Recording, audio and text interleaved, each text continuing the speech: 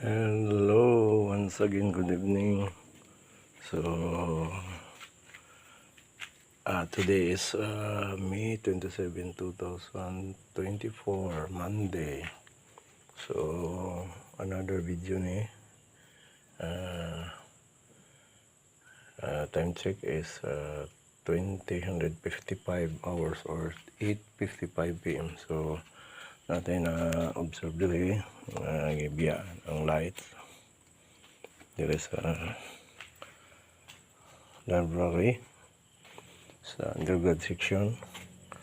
Doon nakalock naman siya pero ang lights is naka-open. So according gaya na sa atong robing before siya nag-off. So nag-robing daw sa din yung area. Napay ang librarian din pero karon sa atong pag-check is wala na. So di ta hibalo kung mabalik o dili, basta ang atong observation is ang light is gibiyaan diri sa inig sulod yun sa door sa entrance. So basta mo na atong observe.